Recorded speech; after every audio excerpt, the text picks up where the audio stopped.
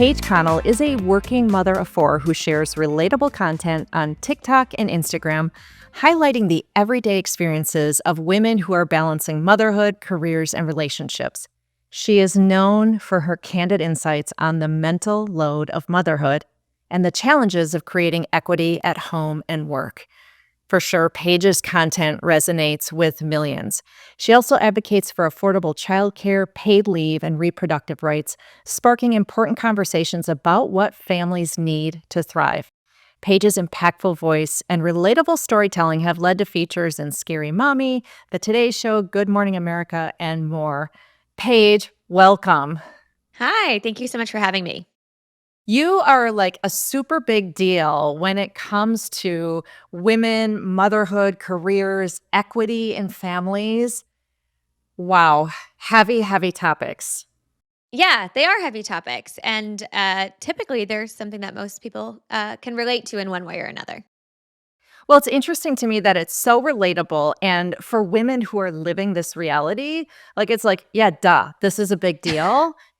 But to many, many, many husbands, it's like, what? You're talking Hmm. about what? I mean, Right. right. We're talking today about the childcare crisis.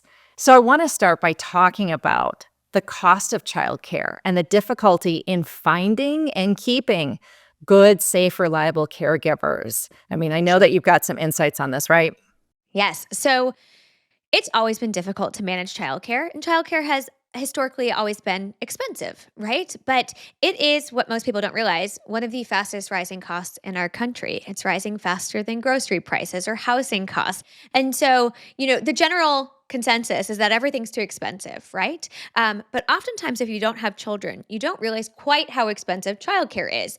And I think it was in 2022 to 2023, it jumped up, I think, almost 13% year over year, the cost of childcare, which is huge. And so this cost to families is massive. It is more than most people's rent or mortgage in 45 states if you have two kids in childcare. And so this cost is incredibly debilitating for a lot of families and limiting for a lot of families. And it's disproportionately impacting women. The cost is one part of it, but also the pandemic really showed the cracks in the system. And the childcare crisis is not just about cost, but it's about all sides of the childcare industry. There's a lack of childcare, there's a lack of safe childcare. Childcare workers are not paid fairly. It's a women dominated field. The industry itself is crumbling, and now private equity has also become involved. And so, this whole childcare crisis is much more than just how much we're paying for childcare, but it's the fact that this childcare is unstable. The industry itself isn't stable, and it's not supporting families or workers in the way that it should be. Well, and God forbid you have a job that has non-traditional hours where Ugh, you need care outside of the 8 to 5, right? right. Yes, exactly. And when I say childcare, I want to be clear too. I'm not just talking about daycare. I think people think daycare, but childcare extends far beyond the young ages, the toddler ages for children. I have children who are in public school. Then you have things like before school care, after school care. My kids don't have school tomorrow. They don't have school for a week in February. There are still many, many childcare needs. And like you said, if you have a non traditional job, my husband's a blue collar guy, he's out of the house before 6 a.m. Where would the kids go, right? Who's coming in to watch them? How much does that cost? What does that look like? This is a struggle for most families because the majority of homes these days are dual income. And so there is some sort of need for childcare.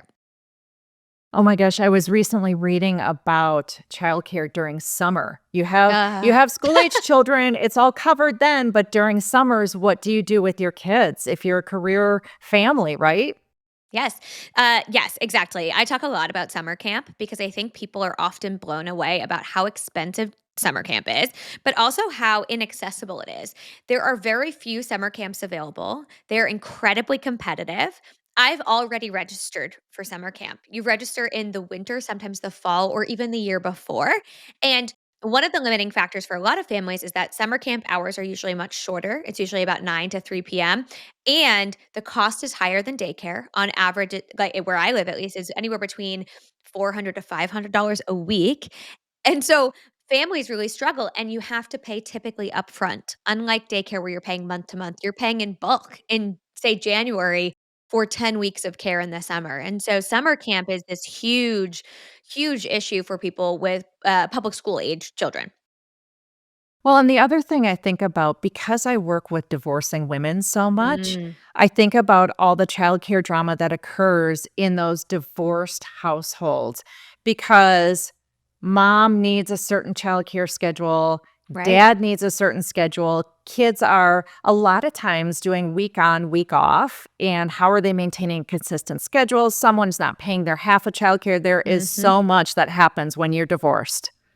Yes, I come from a home with divorced parents. And yeah, I mean, it's a huge amount of coordination regardless of the situation. And childcare is something that always requires a lot of time and attention. And the data shows that women tend to consider leaving the workforce or adjusting their careers 2 times as often as men do. And so when there's childcare gaps or the cost of childcare becomes too much, women are disproportionately impacted by that. Well, now that we have started off with all of the doom and gloom and how terrible it is to receive childcare, find childcare, be the in home childcare provider, let's talk about the fact that the burden of childcare falls on women almost Hmm. exclusively. Tell us about what the reality of that looks like, as if the women who are listening don't already know, but let's just get it out there. What does that look like? Sure. So I think in so many ways, women are incredibly prepared for parenthood, right? There's certain things you can't know about being a parent, but we're told our whole lives, I think most women can relate to this, that part of our goal in life is marriage and motherhood. And even when we're young, we're pushed into things like babysitting, right? Like I was babysitting at 9 years old, which sounds crazy now, but I was babysitting my neighbor's kids at 9 years old. And I was really prepared for what motherhood would look like and what we would need. And I would talk to my friends who had kids before me about their childcare and their favorite pediatrician. And women take on a lot of this work before they even have children. And so when children arrive, they tend to take on the bulk of the mental load and work of finding childcare, of researching childcare, interviewing, going on tours, right? Coordinating the childcare. It's a ton of work. And oftentimes women do this work, but also societally, we condition women to believe that it's their job to figure out child care because they are the mother, right? And there's often this terminology and language we use where we say, if her salary does not cover the cost of childcare, she should stay at home, right? It's often positioned as a women's issue to figure out. If she can't afford it, she needs to figure it out herself, as opposed to a family issue or a shared family expense. And so the messaging is very clear that this is a burden that mothers carry. And in the workplace, we also have that, right? There's these biases against women in particular. There's a motherhood penalty. And when women have children, they're seen as less reliable because of the children, and husbands are seen as more reliable. And so childcare really plays into this, even in the fact that when kids are sick, right? Who fills that gap? Who takes the time off? Typically mom. Who does the school call? Typically mom. And so this childcare conundrum essentially tends to fall towards women. And so they're really the ones holding up this work in order to make a family dynamic function. Right? That's obvious to women who are doing this, not so obvious to those of us who don't have children or to the men in their lives. Mm, I have another guest who was really, really sick yesterday. This just mm, happened. She got super, super sick and was down for the count with no warning. mm, And she posted on social media how she felt ill, and her husband immediately jumped into action and did everything in the morning with getting the kids ready for school, getting lunches ready, taking them to school, making sure they had all the things they needed, going to the pharmacy to pick up a prescription for her, coming back, preparing the household for when the kids would get home, mm, making dinner, cleaning up after. She said when she finally pulled herself out of bed in the evening because she felt well enough to rise, she went downstairs and found that the kids were content, had been fed. The kitchen was completely cleaned up. Everything was immaculate. And she ended this whole thing with saying, marry a man who wants to be a husband and a father, not a man who wants to have a wife and children. mhm. And I thought that that was really, really impactful. Yeah. I've seen this messaging a lot, and I think I agree with it. However, I do think that a lot of the ways in which we show up in parenting in particular and in marriage is from societal conditioning, right? The Yes. messages we've subliminally received our entire lives. And oftentimes men view their role within a family as being a provider, right? And a protector. And they prioritize earning money and quote unquote putting food on the table. Despite the fact that most women are also doing that as well, right? We know that women are women are making money, they're earning the same as their partners, if not more sometimes, right? But these dynamics are often very, very present. And I think sometimes when we frame it as marry a man who wants to be this, or what's the other one people often say, like, if he wanted to, he would, right? If he wanted to, he would. Right. That idea is that it I think it discounts the amount of conditioning that goes into how we believe we're supposed to show up and how we believe that we provide value. And as women, we've been told a lot of our lives, you provide value by giving to others, right? For caring for others, nurturing others. Yes. And men have not been told that. And so I think that even plays into the childcare conversation. But I have an equal partner, and I have a partner who I always believed loved me and cared about me and wanted me to be happy.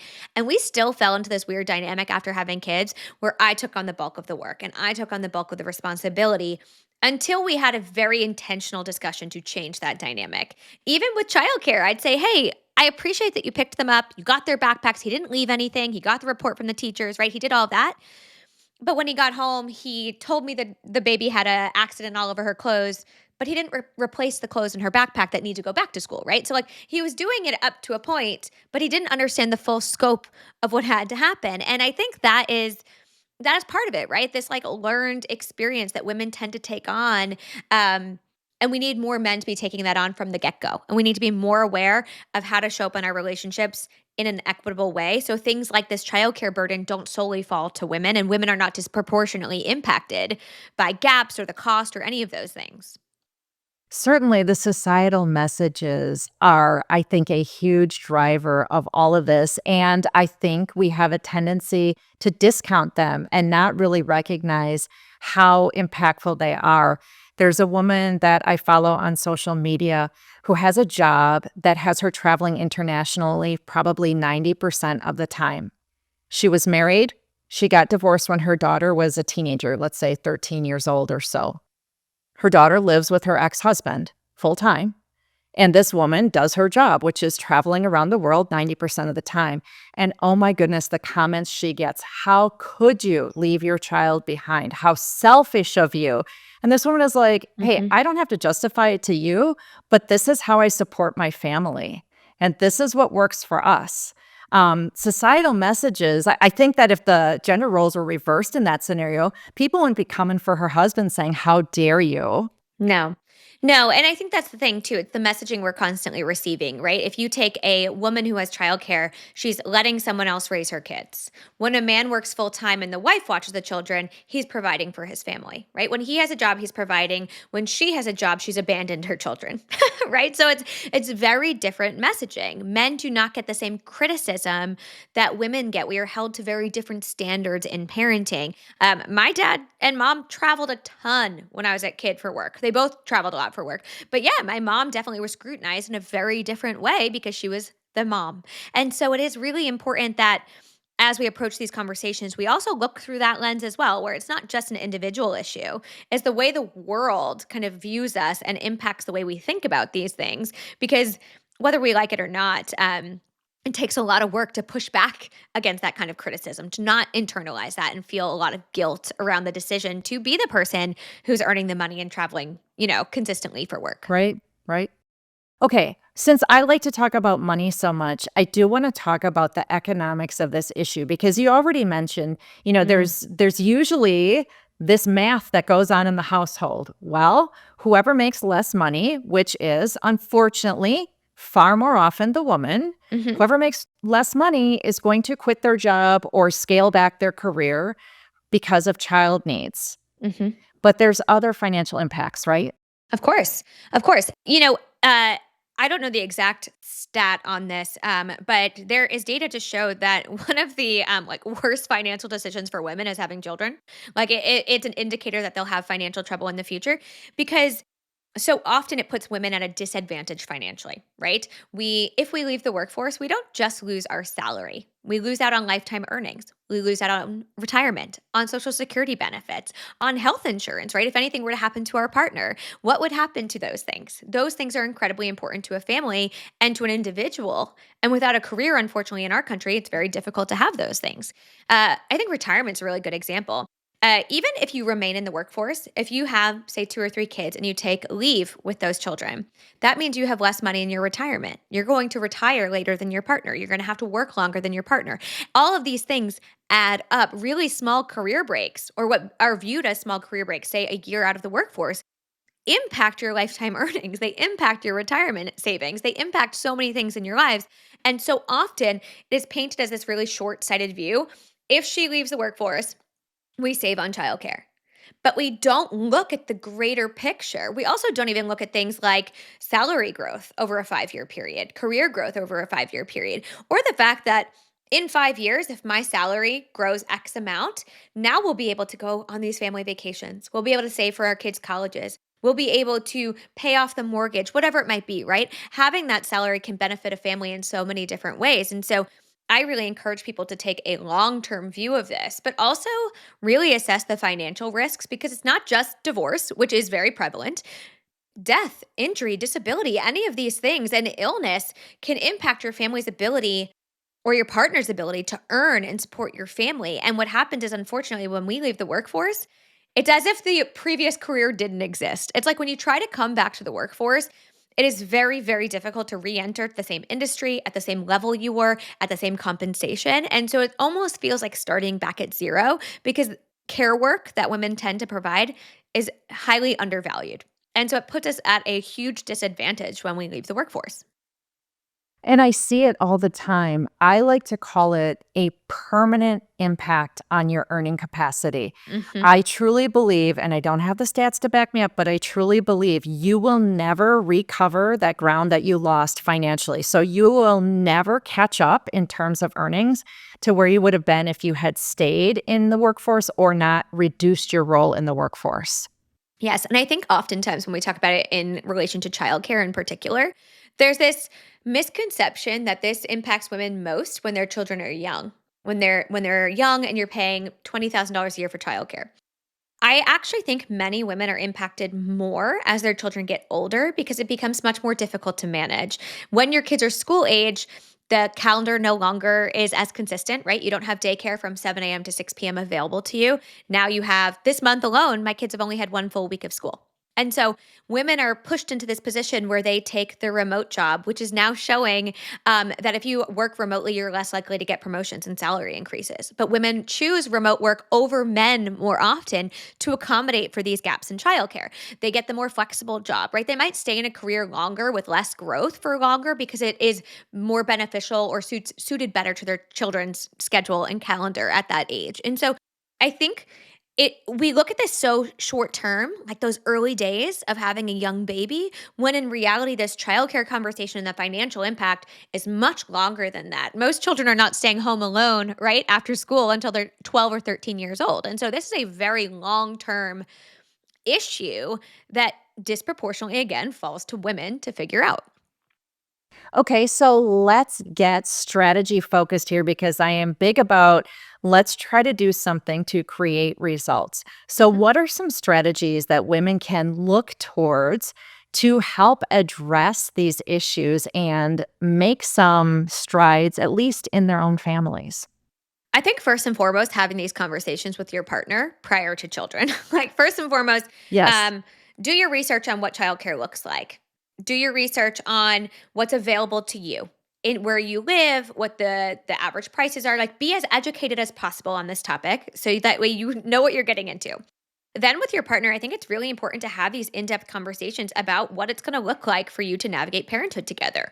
Whose job has the most long-term earning potential? I think that's something that a lot of people don't talk about. Yes, maybe my husband's earning more today, but in 10 years, I'm going to be out earning him big time. And so, what does that look like? And if I leave the workforce, what does that mean for our family? Does it really make sense for one of us to stay at home, or would we rather spend one person's entire salary on childcare and know that in 5 years we'll still be in a better place financially. Let's do the long-term math on this, not just the immediate math, but the long-term math. I think it's very, very important to have these conversations, to do this math, not just for what we're making this year, this month, or today, but what we'll be making in 10 years from now, because that is what we're planning for, our long-term goals. Think about what you want your life to look like. What do you want your kids to do? Do you want them to do extracurricular activities? Do you want them to go to camp? Do you want to go on vacations or do you not want to go? Like, what are the things that you're planning for as a family and how is that going to be possible? Um, I also think being really intentional about having conversations about how you share domestic labor and the mental load and all of those things, because oftentimes women tend to take that more flexible job, not just to accommodate childcare, but to accommodate the fact that they are carrying the bulk of the work. So I can't do my full time job and pick up the kids at 3 p.m. and navigate summer break and take sick time every time they're sick and also do all the chores and the laundry and the lunches and all the things. It's impossible. So many women reach this breaking point, this burnout point where they go, it'll be easier if I just leave my work.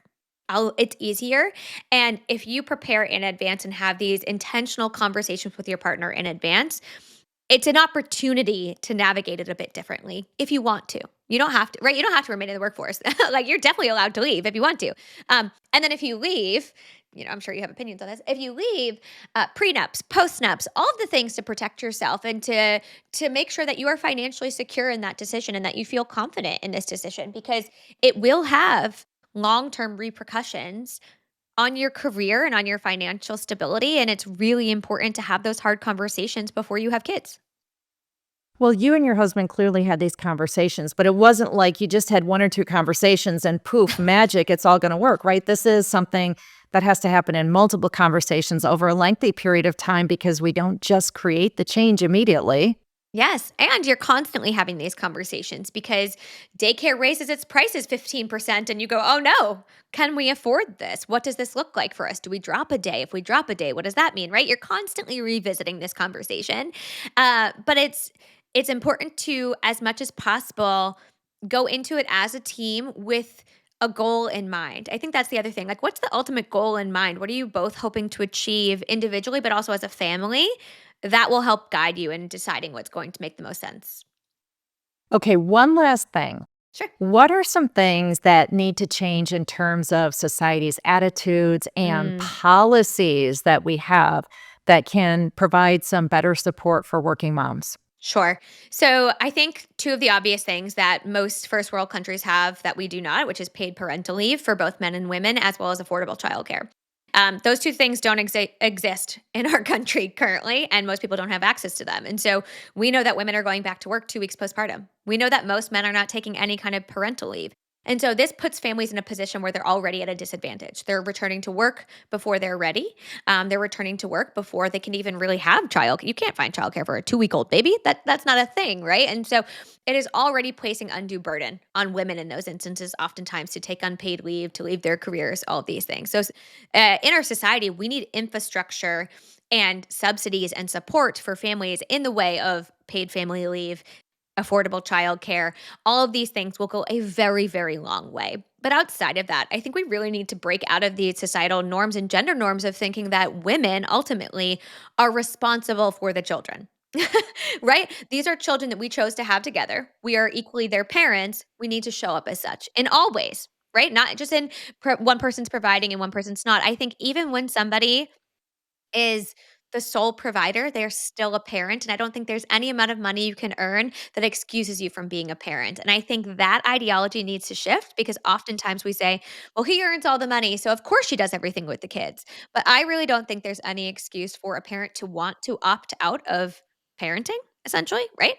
And so I think that dynamic as well, because as long as that exists where men are kind of positioned to prioritize earnings over family time or caretaking, the inequities that exist at home and in the workplace and the bias that comes with that will just continue to persist. So we really have to push back against that in our own homes and then ultimately our workplaces. Pure gold, all of that. Paige, tell me about the free guide that you have available that we are going to link in the show notes. Sure. So I have a free guide called Making the Invisible Visible. It is a guide to having the mental load conversation with your partner. The number one question I get from women is, how do I talk to my partner about the mental load? When I tell him that I'm struggling with this, it's like gibberish and he has no idea what I'm talking about. And we just keep going round and round and round. And so I've created a guide to help you start to think through this conversation, to prepare for this conversation so that it can be as productive as possible and it doesn't end up being a fight, which is one of the biggest things that happens with this conversation. So I have a free guide available to you to kind of walk you through the steps to prepare for that conversation with your partner. What an amazing resource. Thank you so much for all of the fabulous advice today. Thank you.